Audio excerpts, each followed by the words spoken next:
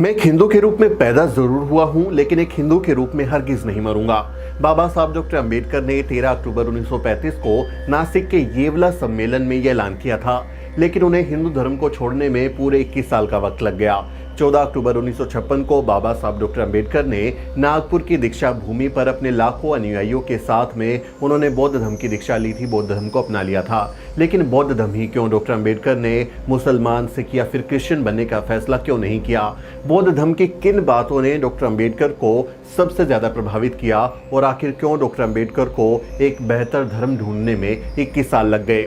जय भीम दोस्तों, मैं हूं सुमित चौहान और इस वीडियो में आगे हम इन्हीं सवालों के जवाब तलाशने की कोशिश करेंगे। आगे बढ़ने से पहले आपसे अपील है कि अगर आपने अब तक हमारे चैनल को सब्सक्राइब नहीं किया है तो कृपया चैनल को जरूर सब्सक्राइब करें। तो आइए शुरू करते हैं।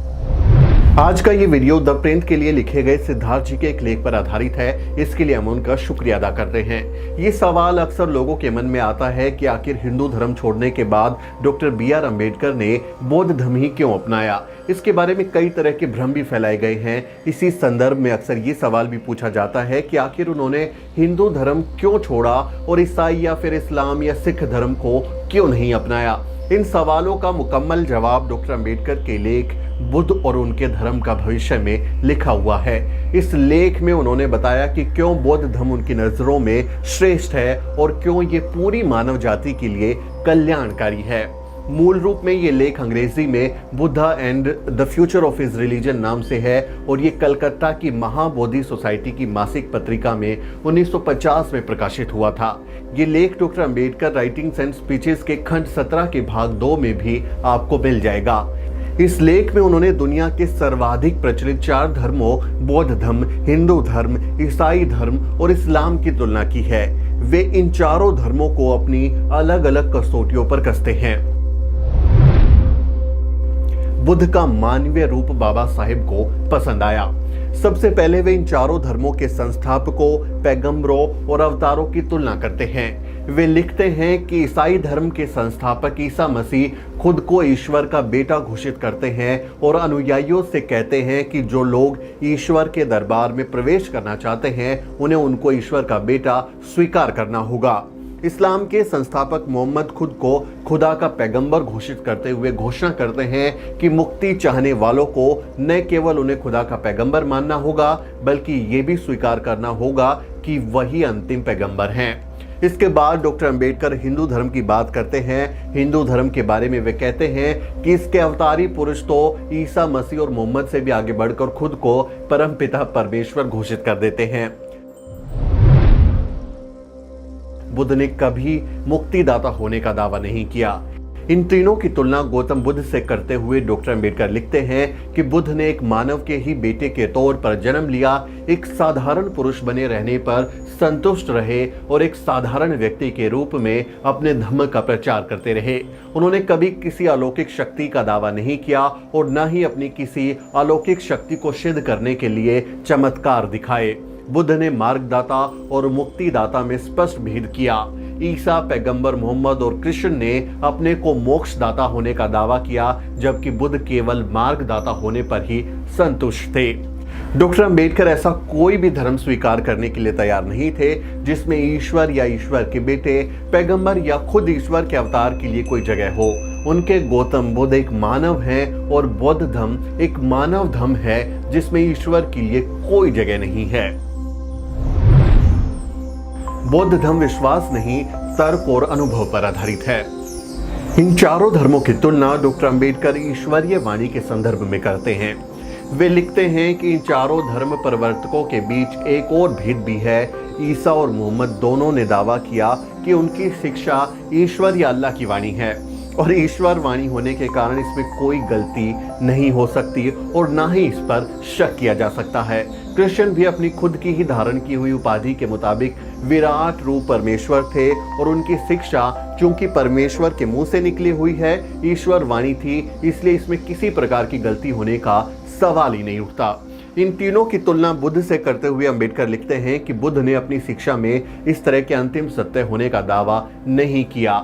महापरिनिर्वाण सूत्र में उन्होंने आनंद को बताया कि उनका धर्म तर्क और अनुभव पर आधारित है। बुद्ध ने यह भी कहा कि उनके अनुयायियों को उनकी शिक्षा को केवल इसीलिए सही और जरूरी नहीं मान लेना चाहिए कि ये उनकी यानी बुद्ध की दी हुई है। यदि किसी विशेष समय और विशेष स्थिति में इस शिक्षा में से कोई बात सटीक न मालूम होती हो तो इसमें उनके अनुयायी सुधार कर सकते हैं और कुछ चीजों का त्याग भी कर सकते हैं। बौद्ध धर्म में सुधार, संशोधन और विकास की संभावना है।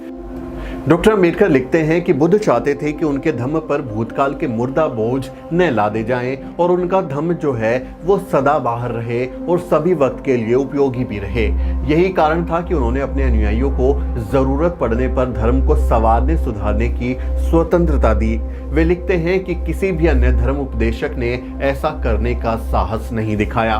Buddha and future of his religion शीर्षक के अपने इसी लेख में डॉक्टर अम्बेडकर का कहना है कि धर्म को विज्ञान और तर्क की कसौटी पर खरा उतरना चाहिए। वे लिखते हैं कि धर्म को यदि वास्तव में कार्य करना है तो उसे बुद्धि या तर्क पर आधारित होना चाहिए, जिसका दूसरा नाम विज्ञान है।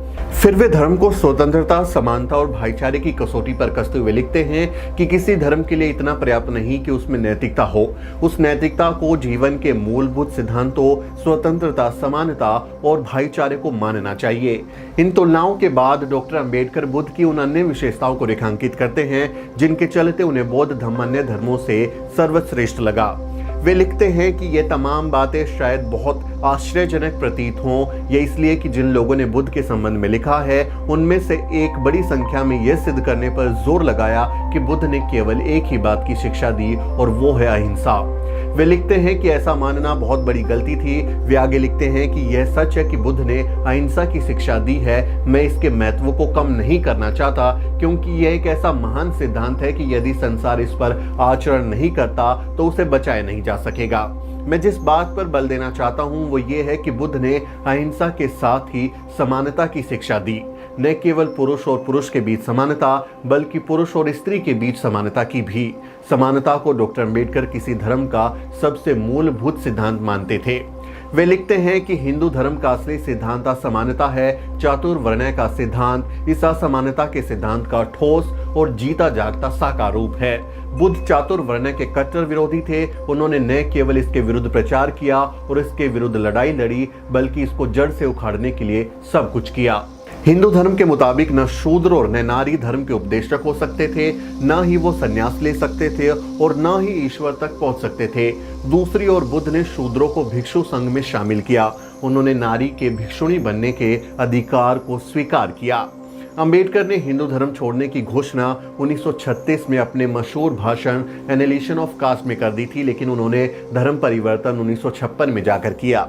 इस बीच उन्होंने सभी धर्मों का अध्ययन किया और फिर अपने हिसाब से श्रेष्ठ धर्म का चयन किया। अच्छे और कल्याणकारी धर्म की उनकी खोज उन्हें बौद्ध धर्म तक ले गई। इसलिए उन्होंने अपने अनुयायियों के साथ बौद्ध धर्म को ग्रहण किया। उन्होंने कहा था, मैं ऐसे धर्म को मानता हूं जो स्वतंत्रता, समानता और भाईचारा सिखाए। बाबा साहब के ये शब्द आज भी उनके अनुयायियों को बुद्ध की ओर जाने की प्रेरणा देते हैं। उम्मीद है आज के इस वीडियो से आपका ज्ञानवर्धन हुआ होगा। अगर ये वीडियो आपको अच्छा लगा हो तो इसे लाइक और शेयर जरूर करें। साथ ही हमारे YouTube चैनल को भी जरूर सब्सक्राइब करें। आप हमें Facebook, Instagram और Twitter पर भी फॉलो कर सकते हैं। मेरा नाम सुमित चौहान है और इस वीडियो को बनाने में मेरी मदद कर रही हैं मेरी सहयोगी अजरा परवीन। अगले वीडियो में मिलते हैं साथियों, अगर आपको द न्यूज वीक का काम पसंद है और आप चाहते हैं कि हम यूं ही अम्बेडकरवादी पत्रकारिता करते रहें तो हमारी आर्थिक मदद जरूर करें। आप अपनी स्क्रीन पर दिखाई दे रहे इस QR कोड को स्कैन करें और न्यूज वीक फाउंडेशन के खाते में अपनी दान की राशि भेजें। QR कोड के अलावा आप UPI के जरिए भी मदद कर सकते हैं। आप हमारी UPI ID newsweek@yes bank पर भी मदद भेज सकते हैं। इसके अलावा आप हमारे अकाउंट में भी मदद भेज सकते हैं। खाते का नाम है news week foundation, account number है 02358800000640। IFSC कोड है YesB000235। बैंक का नाम यस बैंक है और ब्रांच है नेहरू पैलेस, दिल्ली। आप डोनेशन के एवज में इनकम टैक्स में भी छूट पा सकते हैं। डोनेशन की रसीद पाने के लिए ट्रांजैक्शन का स्क्रीनशॉट हमें भेजें। टाइप करें डोनेशन स्पेस आपका नाम और हमें 8595794224 पर व्हाट्सएप करें।